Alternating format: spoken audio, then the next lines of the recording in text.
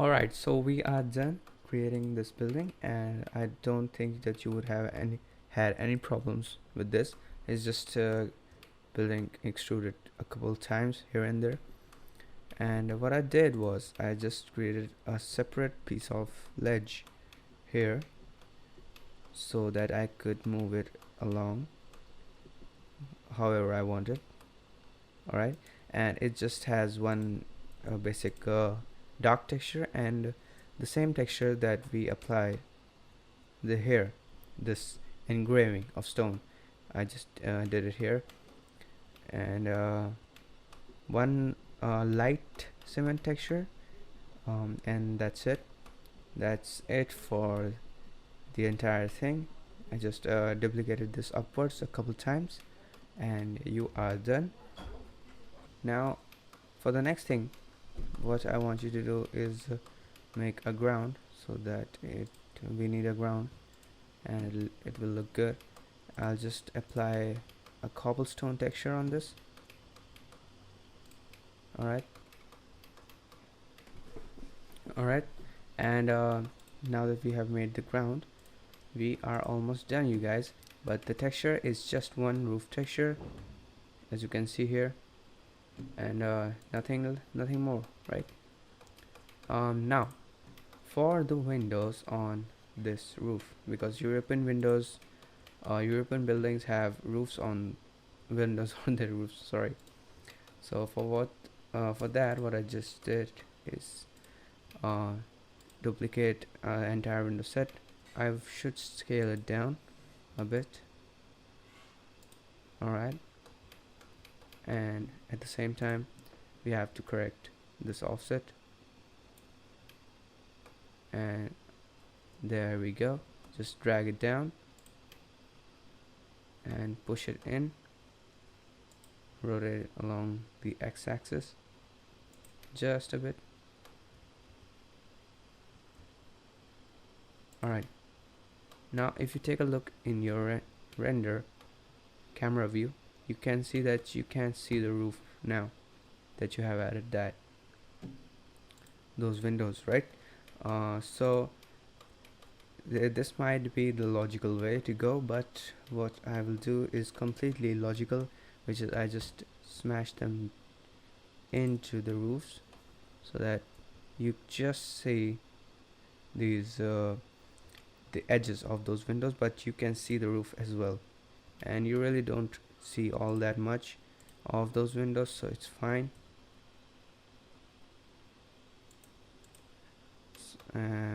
Because if you're going for a complete environment, I'd suggest you go with the original look, with the windows being in a good place. But for this still render, I don't think that's necessary. Alright, now if you don't add small details on your building, it will immediately look fake, right? So time for the small details, and you don't have to model everything now. You are done with the modeling, so yay, that's a good thing. But you still have need to have those. So just I'd suggest go to CGTrader or turbosquid.com, and you will find all of the things, both paid and free. So okay, let's see what we need. I'd suggest we need a lamp, right? So I will search street lamp,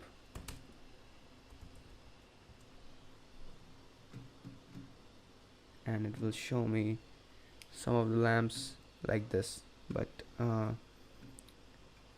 I want a free one, so I'll just type free here, and there you go. You will have this one, and I really like this one, but I think that one's better. I don't know, it's really up to you.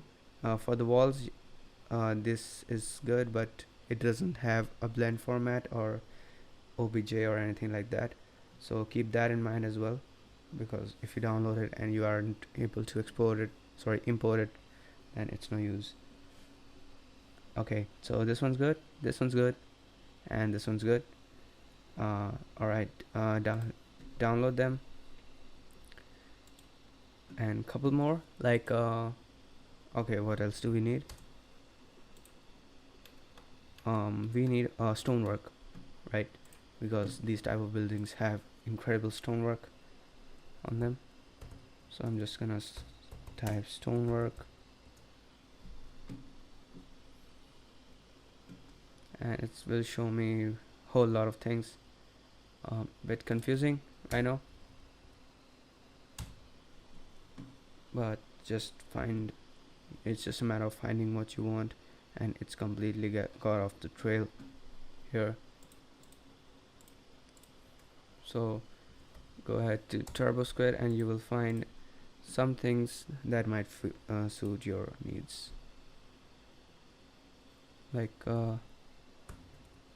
for my render I just use my Quixel suite. That works good. It still doesn't have a lot of variety, but it's still good. Okay, price free. Oh, only two are free. Okay, I guess you could use this one. It's a bit angry, attacking kind of thing. I don't know. But yeah, you get the idea how you can just download stuff online. Alright, here we go for this lamp. FBX, Maya, OBJ, textures. I can apply my own textures, thank you so much. FBX and OBJ. FBX is a lot much bigger than OBJ, so I'll just download OBJ, and I'll just import it. Let's see.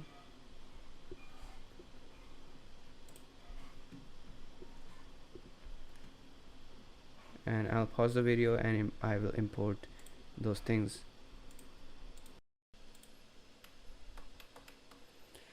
Alright, there we go.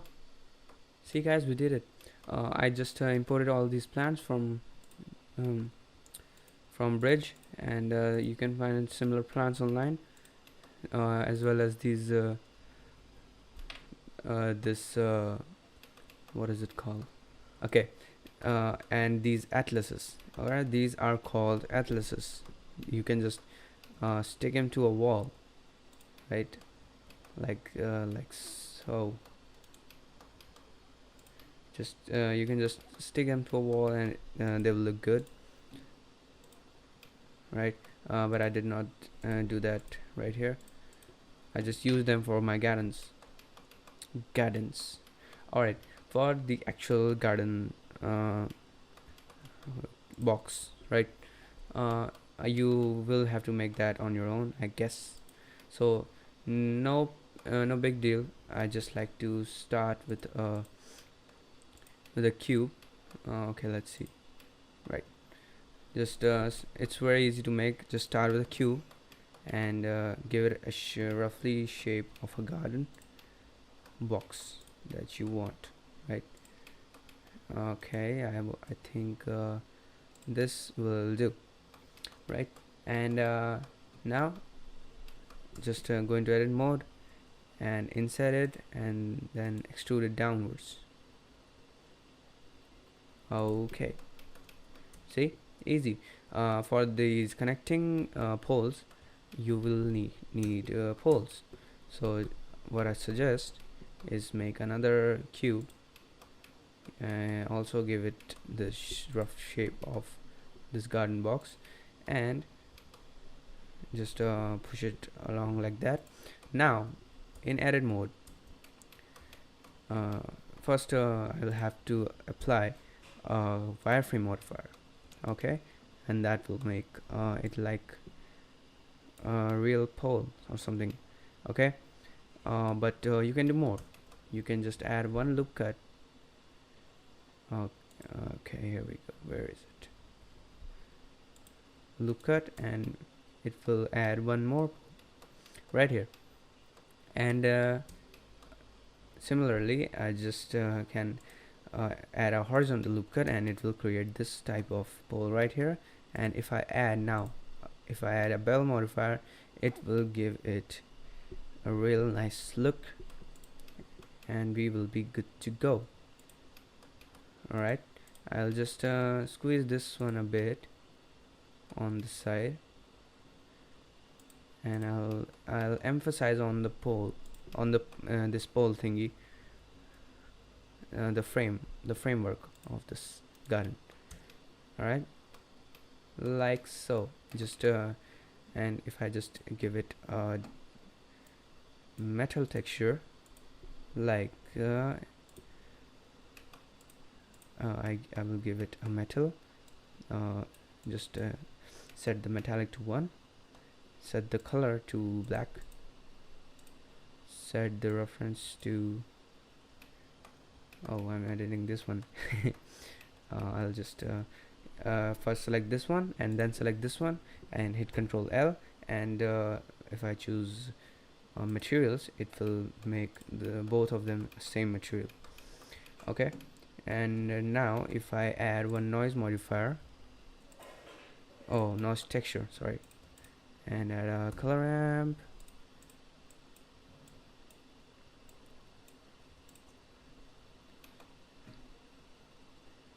okay, and I'll increase the scale, crush the blacks to somewhere around here, crush the whites to here, and I'll just set it to the reference, and there we go. I think we should look good. I think, yeah, and I'll add a math node to just give it a bit less intensity. I'll set it to multiply, and then I'll just see what looks best for it, and I guess that's good. I'll also give it a bit of a bevel.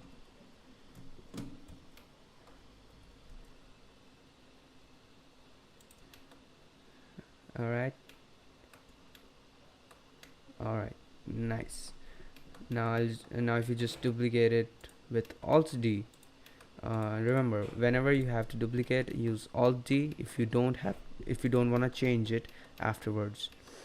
Okay, it will essentially it will just take less memory for your objects, because you have linked the object data, entire object data, on different objects, but the object data is the same. So you will have it will just copy that data, and you won't have to make new data, right? So if you just have a look now, you can see it looks good. Some of these are a bit too out of place, but that's okay. No, it's not gonna be that much trouble. Okay, like that. And now for the main thing of this video. Sorry, it's decals. Okay, if you don't know what a decal is just one sticker type texture that you just slap it onto another texture and make it look like imperfections, right? Leakages or moss or something like that. But the thing is, if you use it as a texture, then it becomes a pain, because you will have to just blend it with the original textures, and it's just difficult. So what I do is, again, I guess most people do this. Alright, I just have my decals stored in I guess a safe place. I guess here. Okay, so these are the decals that I used for my render. As you can see, they are just PNG images. Okay, but they contain leakage information, and like that, cement and moss and things like that, right? which are supposed to have on a wall. So what I do is just go to file. If you have your import as images add-on enabled, which I guess you should have you should enable it. Images as planes, enable it, and then you should see an import as images as planes option on import section. So when you do that, you just go to your wherever you have stored your decals. You can get those decals the same place you found textures, like textures.com. And where are they? Here they are. Alright, for example, if I just choose this one, it will open this decal, and I can just rotate it 90 degrees, and you can see that it's just a PNG image which has moss on over it, and everything is just transparent. Everything else is transparent, so you can just slap it onto a wall, and look how that looks. Alright, one other thing that I'm gonna do is I'm gonna go to the settings, and I'm gonna make its shadow as none, so that it doesn't cast any shadows, and you are good to go. Alright, once you have slapped it on one surface, just duplicate with Alt D, because there are going to be so many of these, it's highly recommended that you use Alt D, or else it will increase your render times. Alright, just scale it or rotate it on by 180 degrees, and just make it look as distinct from the other ones as possible. Alright, use different decals like I just showed you. Alright, there were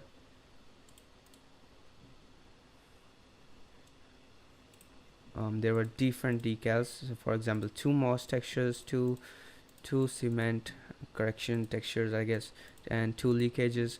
This one I used the most because whenever I just it made the most sense with the building.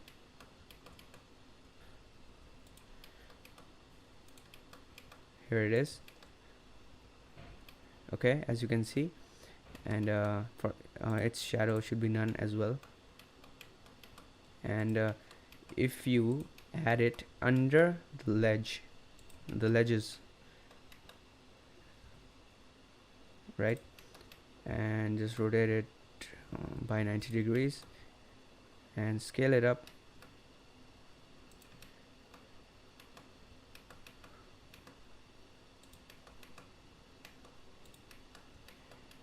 you can see that it looks really realistic.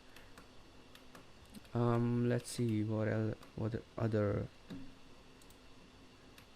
Alright,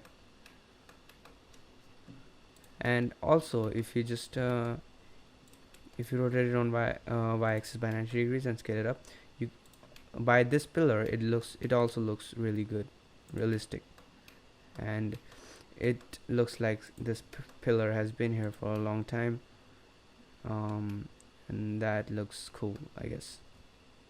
So that's the power of decals. It makes your scenes look really realistic without even having to add different textures, and that's the way to go for them. So I recommend that you add a crap load of textures on decals on your scenes, and it will make your scene look cool. It will make your scene look like it's not new, and that it's photorealistic. Alright, and just when you do that, you can see that it just makes it look even nice. As you can see, it's a bit reflective. I don't want that, so since they're all sharing the same texture, I can just make some changes. Just decrease the roughness, increase the roughness. Alright, and that looks cool. Alright, if you do this for the entire scene, then you should have something like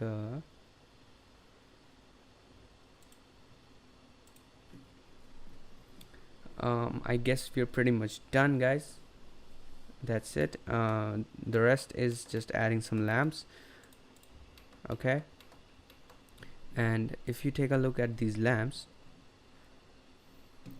you will see that there is a light underneath it. That light I placed intentionally because the mesh light inside of this didn't work so well in Eevee, because Eevee doesn't support mesh lights as it's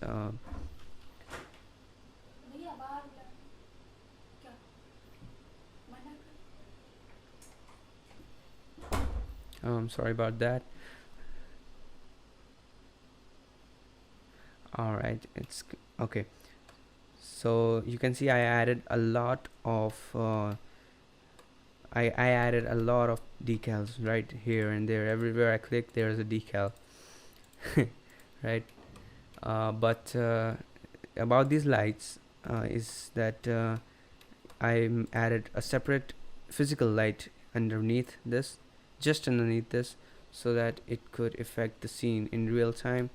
And even though I rendered it with cycles, and even with cycles it looks it's good to have a separate physical light than to just use a mesh light, because the mesh light will add a lot of noise to your scene, if and especially if it's being rendered through a glass, which is a glass right here. So I just kept it at a really low strength, just until it starts to look as it's glowing, but the real light is actually this actual light. Alright, and then I just add a volumetric fog. It's just pretty simple. All you do is just add a cube, right, and place it so that the edges of the cubes are not seen by the camera. Okay,